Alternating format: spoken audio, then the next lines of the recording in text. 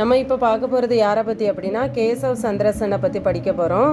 அவருடைய காலம் வந்து 1838 1884 வரைக்கும்.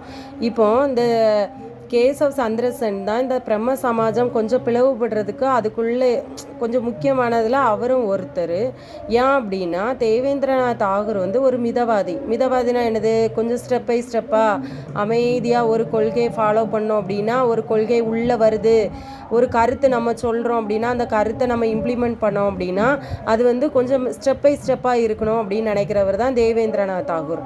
ஆனால் இப்போ உள்ள இளைஞர்கள் எல்லாமே மாற்றங்கள் கொண்டு வரணும், அதுவும் ஸ்பீடாக மாற்றங்கள் கொண்டு வரணும் அப்படின்னு நினைக்கிறதுனால இந்த பிரம்ம சமாஜத்தில் வந்து பிளவு ஏற்படுது.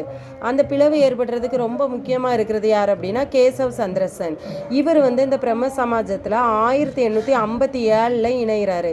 இந்த இயர் 1857 எப்படி ஞாபகம் வச்சுக்கலாம் அப்படின்னா சென் 7 அப்படிம்போமா, சென்னுங்கிறது 7, அப்போ 7 ஞாபகம் வந்துடும்.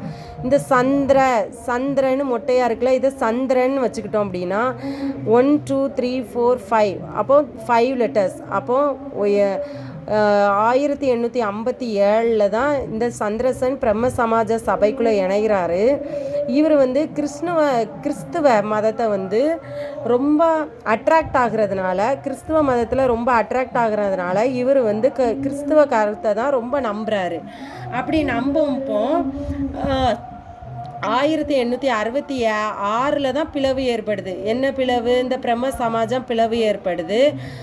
அந்த பிளவு அந்த 1866 எப்படி ஞாபகம் வச்சுக்கலாம் அப்படின்னா 6 பிரிக்காங்க, 6 சமமாக பிரிக்காங்க, பிளவுபடுறாங்க, பிளவு. அப்போது இங்கே 57, இதில் இருக்கிற அந்த 6 1 தூக்கி இங்கே 5 கொடுத்தோம் அப்படின்னா இங்கேயும் 6 ஆயிரும், இங்கேயும் 6 ஆயிரும். அப்போது 1867 கொஞ்சம் லிங்க் வச்சு நம்ம படித்தோம் அப்படின்னா இயர்லாம் ஈஸியாக படிச்சுக்கலாம். அப்போ 1866 தான் இந்த பிரம்ம சமாஜ பிளவு ஏற்பட்டு ஒரு புதிய அமைப்பு உருவாகுது. அப்போ தேவேந்திரநாத் தாகூரினுடைய அமைப்புக்கு பேர் என்ன அப்படின்னா ஆதி பிரம்ம சமாஜம். ஏன்னா அவர் முதல்ல ஆரம்பித்தாங்க, ஆதிங்கிறது என்ன, முதல். அப்படிங்கப்போ தேவேந்திரநாத் தாகூருடைய அமைப்புக்கு நேம் என்னது, ஆதி பிரம்ம சமாஜம். அதுக்கப்புறம் இந்த பிரம்ம சமாஜத்தினுடைய மெயின் இதே என்ன அப்படின்னா விதவை வந்து உடன்கட்டை ஏறுறது, குழந்தையிலேயே திருமணம் பண்ணுறது, அதுக்கப்புறம் பலதார மனம், இதை எல்லாத்தையும் தான் எதிர்த்திருப்பாங்க. ஆனால் இங்கே குழந்தை திருமணத்துக்காக கண்டனம் இந்த பிரம்ம சமாஜத்தில் அந்த எதிர்ப்பு இருக்கும்போதே இந்த கேசவ் சந்திரசன் என்ன பண்ணிடுறாரு அப்படின்னா அவருடைய 14 வயசு மகளை வந்து இந்திய இளவரசனுக்கு வந்து திருமணம் செய்து கொடுத்துட்றாரு.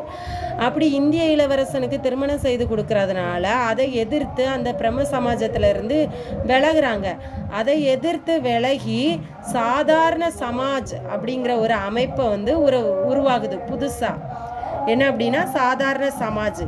அந்த சாதாரண சமாஜ் எதுக்கு எதிர்ப்பாக இருக்குது அப்படின்னா கிறிஸ்துவ எதிர்ப்பு உள்ள அந்த மனப்பான்கை வந்து உருவாக்குறாங்க.